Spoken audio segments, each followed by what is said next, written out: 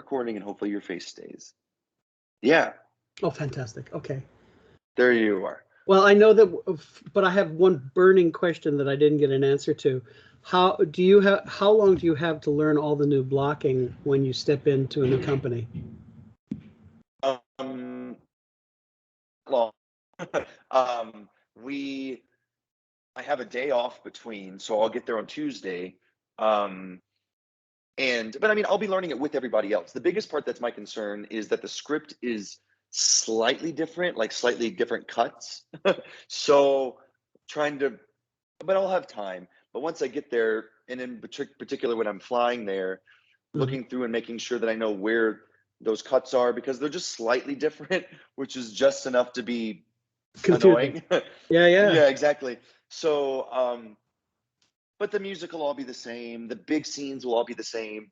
It's just some of the little dialogue parts that will be a little different, but it's fine. I mean, everyone else will be learning it for the first time, so there will be a little bit of some grace there, I think, for me as well. So that's a really cool problem. Yeah, it'll be great.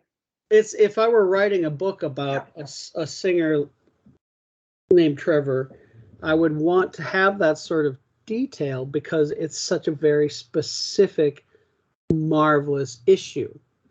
And because when you're there, if you won't go up, you'll go away. You'll go back to Bozeman, or you'll go back to the last time. Thank God you don't go back to Captain Von Trapp, But yeah, right. But you go away and then come back, and the issues of it would be a great way to write a book about a lyric baritone who is losing his mind.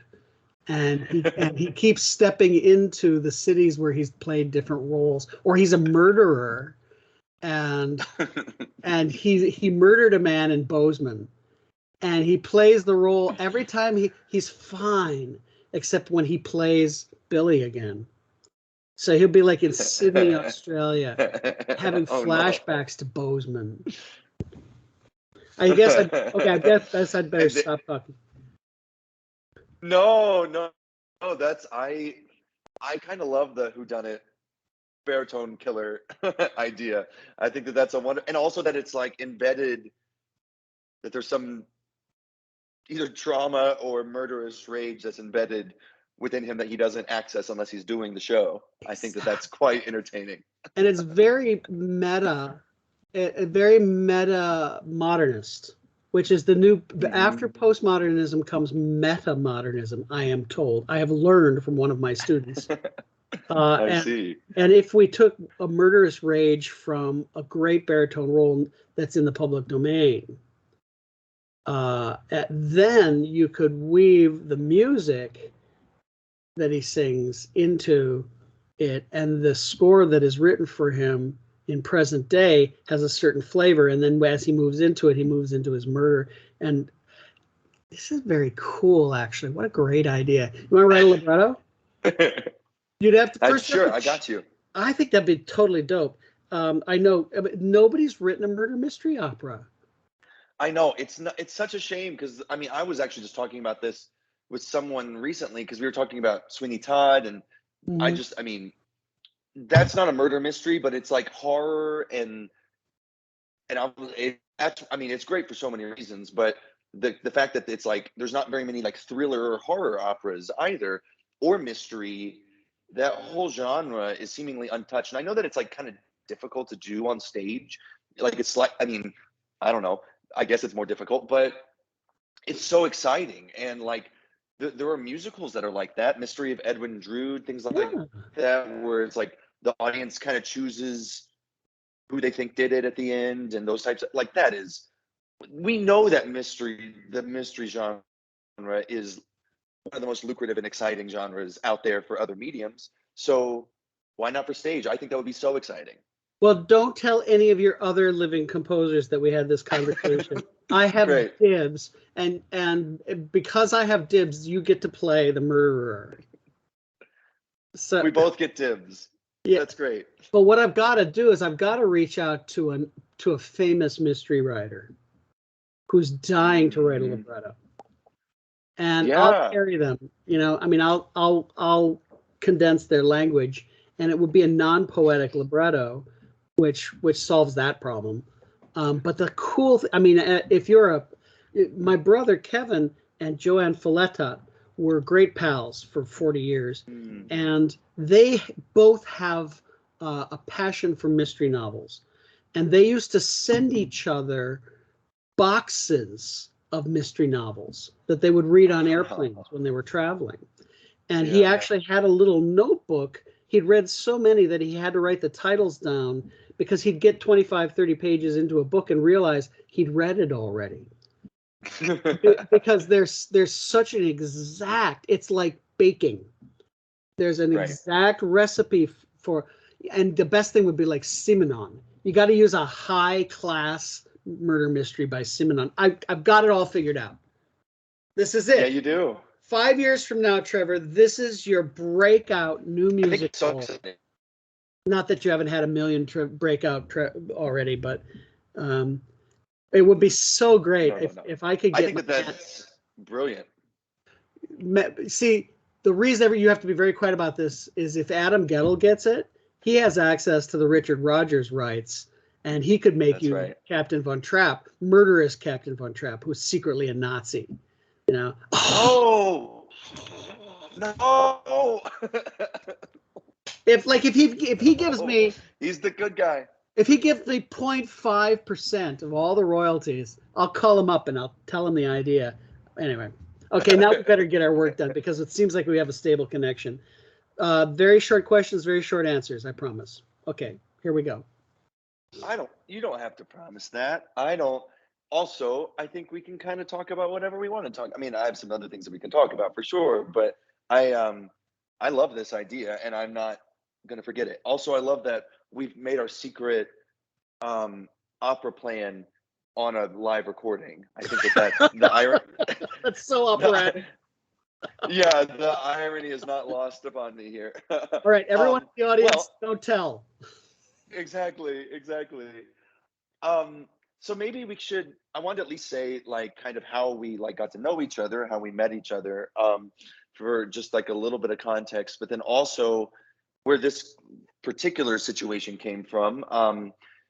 The other day, whenever this was, December, you had this brilliant, was it December, November, when you had your Carnegie concert? Yes, everyone, December? everywhere, Carnegie, yeah.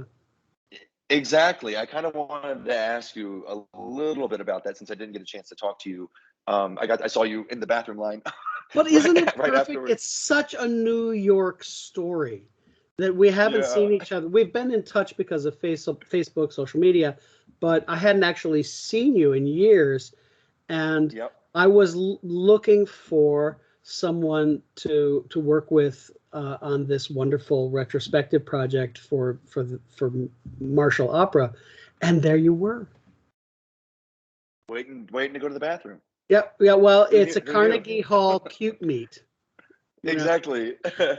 Exactly. And it was a brilliant performance. I mean, I knew Mark Shapiro and some of the people that were involved with some of the preparation for it. So I wanted to come and see them, come see. I didn't really know much about the cantata at all. And then we got there and saw what the content was and the wonderful speakers that you had from the United Nations and people coming. And that was quite a wonderful experience. I mean, I don't know how I know that you probably are going through a bunch of different things. You had different singers coming in, all these other things. So I thought that I'm sure you had it a lot was of all things to perfect because running into you again was the perfect New York step in and do a great job story in the middle of what we all know as freelancers in the city is the way that it is. And every time a new singer would step in, everyone, God bless them, was ready for me to freak out. But I was just happy that another really terrific singer was going to learn my piece.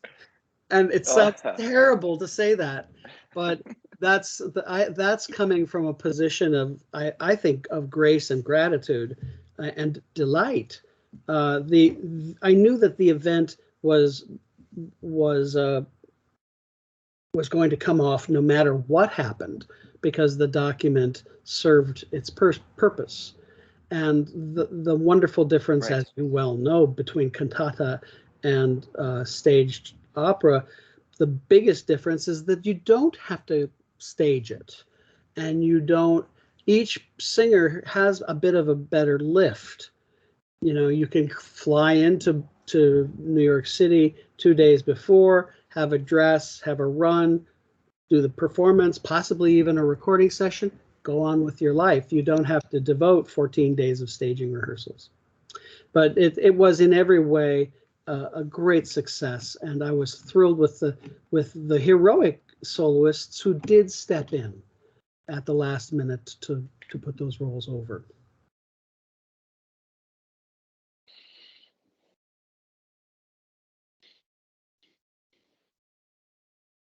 I wanted to make sure that Right. I mean, I just thought it was, but go ahead. Okay, you're frozen, so this will have to be edited out. Oh, I love that for us. I can hear you quite fine. Okay, well then let's continue. Let's make sure that we get business done.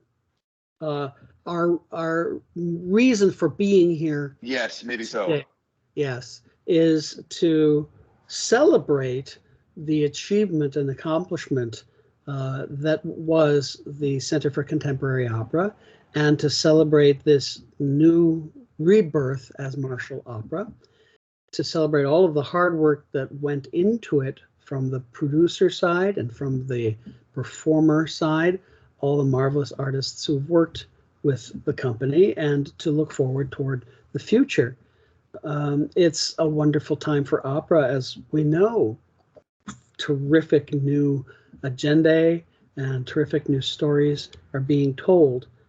My favorite story about working with Center for Contemporary Opera features Vera of Las Vegas, which was a nightmare cabaret opera that I brought to Mr. Marshall back a long time ago. It required a New York premiere.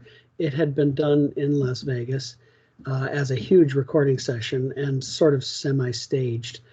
But I wanted to have a New York premiere, and he was very interested. The two, I actually have two stories. Here's the first story. My favorite event during that was a wonderful party, fundraising party, that Paul Muldoon, the wonderful librettist and poet, and I performed at. I don't remember whose penthouse it was, but it was a beautiful penthouse in New York City. And I played, and I think I sang. Oh. Gosh, I don't remember who the singer was. What a terrible man I am. I may have played and sang several songs from Muldoon songs, which is why it's so wonderful to have you sing them today with your marvelous pianist, who I just recorded for Naxos. So the two of you, we're all connected in all the best ways, because because at the very beginning, because of Center for Contemporary Opera and Marshall. So Paul read the poem, and then I would sing and perform it. And he, of course, is a dazzling reader. And back then, I could put my songs over pretty well. I actually practiced doing it. And money was collected, and friends were made for the project, and we moved forward. But as far as those sorts of events are concerned, this was one of the most pleasurable I'd ever gone through. And just as a lagniappe to the story, I had a good friend named Mel Rosenthal, who ultimately ended up shooting the show. And he was a wonderful photographer. He taught in the CUNY system, or Empire State College, rather. And he was a combat photojournalist, and he was tough as nails. And he had no understanding of how a photographer should stay out of the way when they're shooting a live performance. So as Paul and I performed, he would stand right in front of us and shoot us. And afterwards I said, Mel, you shouldn't have done that. He said, who cares? I got great shots and I'm not with you. Yeah. He did the same thing to my wedding. God bless him. So that's my first CCO story. My second is perhaps the better one, and I'm going to try to be disciplined about how I tell it. Opening night, it was done at the Leonard Nimoy Thalia. I don't know what it's called now, but that's what it was called then.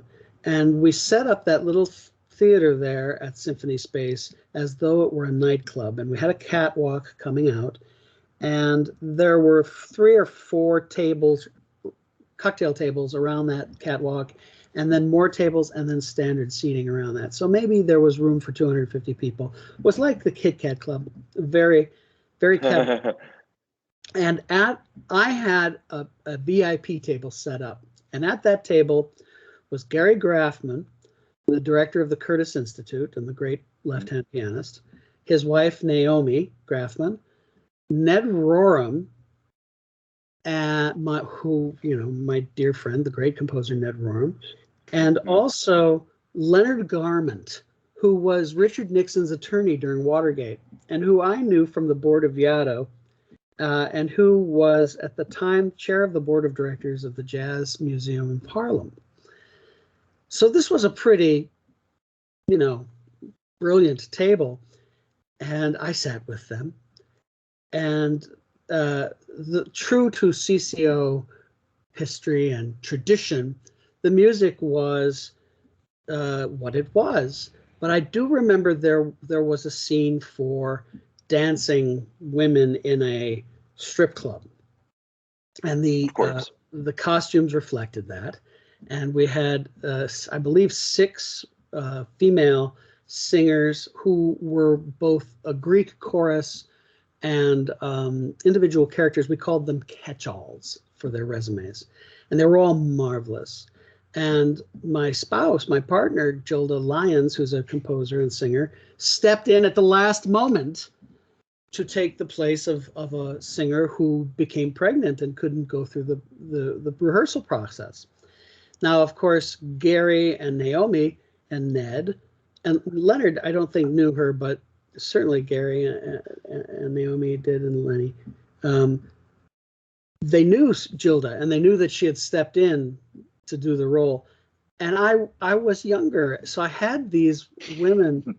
I didn't stage it, so they were in like 4-inch stilettos and latex skirts, and oh my goodness. And they're counting my music, which is like 5 against 6, and dancing and trying to be sexy. It was just so twisted on every level, intentionally. And I just remember Gary, either Gary or Naomi, I think it was Gary, leaning over to me during one of the numbers where Gilda was right over by our table, and she bends over, and there she is. And he leans over to me and he says, "How does she count in all that getup?"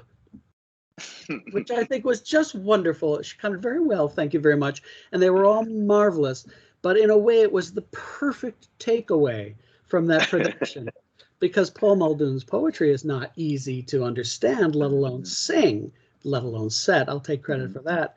And the music, of course, was all over the place intentionally, and and CCO took it on, and even Anthony Tomasini had to grudgingly admit that it was audacious and that the audience loved it. The audience went insane at the end of it. It was great. So that's my Marshall opera story. I love that. I love that she stepped in like that. That just seems to be a trend with you, Daron. I don't know. My music makes singers sick. It makes singers drop out. I didn't say it. You did a wonderful job, and you didn't get sick or drop out. That's because you're indestructible, Trevor. That's it. And also because I was in school and we're not allowed to get sick when I did it. So that's what actually is true. And you didn't have management yet telling you to get sick. Exactly. Didn't have good advisors to tell me exactly, nope, music's too hard. Time for you to get strep throat. Well, you were marvelous in that. And well, thank you. The other thing that we have to make sure that we talk about, I think, is the Muldoon songs. I think you're doing 2 or 3 of them. 3, yeah. 3, okay. So, which ones? So that's great. Well, you're the one, you sent them to me. But you wrote them already. Because there's like what? There's 6 of them total that you've in this there cycle. Are is that right? Very short ones. And then there are 3 longer ones. I guess I gave you the 3 longer ones. You did, yes. I thought that it was an appropriate choice because Paul Muldoon figures so prominently with me in our association. And also, I just thought you'd kill with him. I can't wait. Yeah. So will you talk about like where? So are these the same songs that you sang at that concert that you're talking about? Yeah. Yes. So, oh, good. That's right. Thank you for calling that. Yes, because that does all the work we need to do to contextualize them. And they're baritone songs. I thought they would be great Billy Bigelow songs. That's it. Thank you. How do they feel for you? Do they sit high or? They sit perfectly. I mean, I was going to ask you this too because what we kind of just mentioned a second ago when we first met was that I sang your opera Amelia at University of Houston.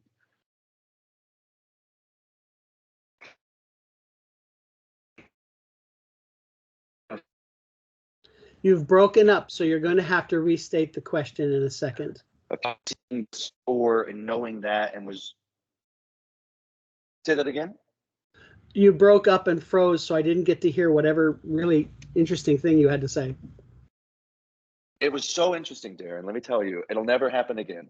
All I was saying was that we met doing Amelia, your opera, at University of Houston a minute ago, and you had written this role for Nathan Gunn, or he had premiered it, and so it was like this kind of higher baritone role anyway, and you write for the voice so well. As soon as the music is hard, Daron. It's hard, but that's what they all say. But you made it sound easy. But the vocal writing, and once you figure it out, it's like a little puzzle, like a little mystery, if you will. And once you figure it out, then it all makes sense. But I just wanted to kind of bring that up because your vocal writing, your vocal setting for my voice type, for others as well, is quite sublime. I mean, you sing yourself, so you must know. Is that how you write them? Do you sing them? Do you mind when you write like that? That's a wonderful question, Trevor. First of all, I guess I buy into my own reputation when I talk about the dancers, singers counting 5 against 6 while they're. I try to be simple, and it's Ned Rorem used to say to me, Daron, simplify this. It's harder to be simple than it is to be hard. And that I think is a lifelong project to try to make the music look simpler on the page and actually feel simpler, because nothing feels simpler than Mozart, and yet nothing is harder to sing. And so if as I get older, I'm trying to put in fewer markings, trying to simplify, trying to make it so-called easier to sing. But but that's a tough role, and it was written specifically on Nathan, however, I found that the important thing to remember is that baritoners, American baritoners, come from the musical theater tradition, and Italian baritoners come from the Verdi tradition. So Verdi baritoners are expected to get louder as they go up. American baritoners are supposed to be able to float up there. And so there's this wonderful confluence of traditions that only a few gifted baritoners in our industry really understand how to vocally support it and how to make it work. And they get not all the work, but they get a lot of work because they sit on the bar stool between R and MT. And your ability, that's why you were such a great singer for that role, because you understood it more than intuitively. I remember in rehearsal, everybody was sick. I think everyone had the flu. That I remember. Of course. Yeah, and it was before COVID, so none of us were wearing masks, and we should have been. Wouldn't that have been better? We didn't know. But I remember Buck Ross was working with y'all, and the conductor. Who was the conductor? Was that Kelly? No, it was Mitchell. Yes, he's in Denver now. Or yeah, exactly. Yes, he was at Cleveland. Yes.